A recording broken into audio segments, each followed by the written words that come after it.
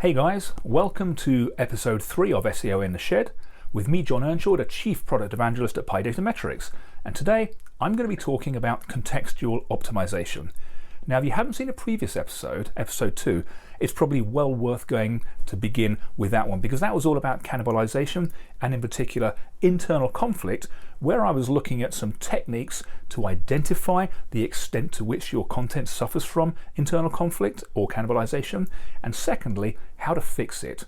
But today we're going to build on that, and in this episode I'm going to be looking at how to prevent it from happening in the first place through adopting a process of contextual optimization. So what is contextual optimization? Well, it's probably easier to begin with what isn't contextual optimization. So think about the traditional optimization of content process. So we craft some beautiful content, we begin inside the mind of the searcher, we think about the questions they would ask, we think about the search terms that they would use to actually find this content, and then we begin the process of theming. URL, header 1, meta description, title, okay? And then we theme our content. And if we're really good at what we're doing, we think about internal linking as well. We think about the relationship between this piece of content and other pieces. We then inject this content into our ecosystem and we walk away. We create some more content, okay? We optimize that, we inject that into our ecosystem, and then we create some more, and then so on, the process goes on, okay?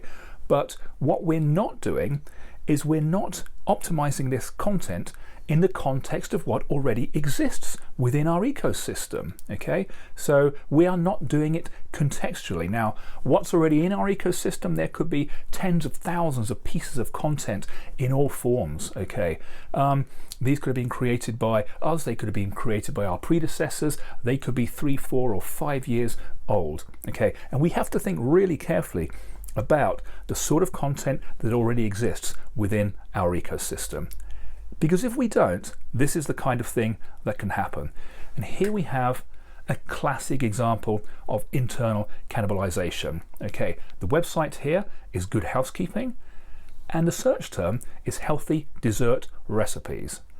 And here we've got 3 pieces of content. We've got content A, okay? That was published in 2016, and that was themed around 15 best healthy dessert recipes, okay? We've then got content B, okay? That was published in 2017, and this is themed around 25 healthy fruit dessert recipes that are the perfect end to any meal. And then we've got C, which was published in 2018, and that's themed around 15 easy vegan desserts, okay? But Google is becoming increasingly sensitive to content of a similar nature, and as a result of that, and as a result of this content not being injected contextually, not being optimized contextually, we see the results here. We lose our position on page 1. Here's another example. And this time we're looking at Stuff magazine, and the search term in this instance is what to watch on Netflix. Now, this is a popular search term. It's got an average monthly search volume of around 20,000. So it's the kind of content that we do want to be on page 1. And if it's not on page 1 or it drops off, we're going to notice a difference from a traffic perspective. And what have we got here? We've got 2 pieces of content that are conflicting. We've got content piece A, which is themed around the 40 best things to watch on Netflix UK. We've then got content B, the 32 best things to watch on Netflix US right now. So they're similar. I can see what they've done. They've tried to differentiate these, but Google's not convinced, okay? And as a result, our content overall has been pulled down onto page 4 of Google. Now that's not great, is it? So what do we need to do to prevent this from happening in the first place? Well, the first thing we need to do is stop and think. How will what I'm creating here, what I'm optimizing, how will that impact on my ecosystem? What already exists within my ecosystem that might impact on what I'm creating, okay? So we need to stop and think. So let's think about our ecosystem for a minute. What have we got? We've got a lot of different assets in different forms. We've got social assets, we've got content, we've got video, we've got imagery, and the way that we connect these assets and this content together is absolutely critical, particularly as Google is much more of a semantic engine now. Google is looking at the relationship between our content and our ecosystem to really get a good understanding, to be able to match results with intent. Now, I've said this before, the better that we get at making the right connections between our relevant content and our assets, the better Google will be at understanding that. The better Google will actually be able to return the most relevant content and assets that match searcher intent. So what do we need to do with our ecosystem? Well, we need to categorize it, okay, into three broad groups. So we need to categorize neutral content.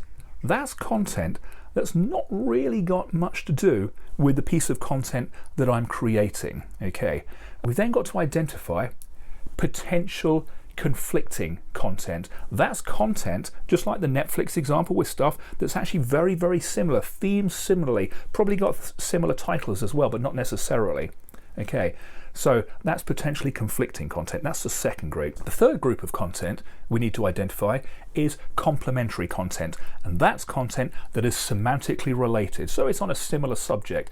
So we could be creating an article about a nice pair of men's brown brogues, for example, and then over here we've got a piece of content that's all about summer fashion, okay, where they mention men's nice brown brogues, for example, and that piece of content is a complement and can quite happily link to this one, adding value, adding authority, and also creating a better user journey and a better experience for the customer as well. So how do we categorize this? How do we identify those potential conflicts, and how do we identify that complementary content, and what do we need to do with it? Okay, now the process is super simple. And what we need to do is actually turn to Google and leverage the site operator. So to begin with, what we need to do is think about the strongest element on the page. Now that's generally the title tag. That's the one that Google begins to start to have a really good understanding of what this content is all about. Okay, so what we're looking for is content, okay, within our ecosystem, where we have the search term in the title tag, the search term that we are optimizing our new piece of content for. Okay, and the example I'm using here that you can see is all about the Apple Watch Series 5, and we're using the Stuff website. So in order to identify the potential conflicts, okay, in order to identify all of those pages that actually have the exact text Apple Watch Series 5 in the title, we simply use the in-title operator along with the site operator. So that's site stuff.tv, in-title, and inverted commas, Apple Watch Series 5. And we put it in inverted commas because we want that exact string as it stands there. And here you can see 4 pages. These are 4 pages that are potentially conflicting. Okay, so we have to make a decision. We have to decide on a doorway into our world, and the chances are that this content already conflicts. Okay, there are 7 checks that we need to go through. Okay, number 1, with those 4 pieces of potentially conflicting content, we need to analyze the performance of those in the SERPs. Do they actually perform? Do they actually position well for the term that we're thinking about? Because if the one of them does, okay, then that potentially could be our doorway. We could have one super authoritative piece of content here, and if we don't do anything about it, when we inject this new content in, these 2 are going to conflict and we're going to lose our existing position. So this is all about deciding on the doorway. Maybe that one, if it's old, can be redirected and pointed, 301 redirected to this new piece of content. Secondly, we need to review the performance of the existing content of those 4 URLs there for related terms, for similar terms, for derivative terms, maybe Apple Watch Series 5 review, preview, unboxing.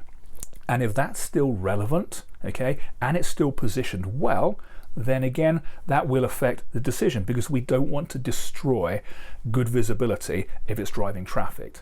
Thirdly, we need to review the authority of these 4 pieces of content, okay? We need to look at internal links, because one of them could be super authoritative, and we could use that to our advantage, potentially with a redirect with our new piece of content.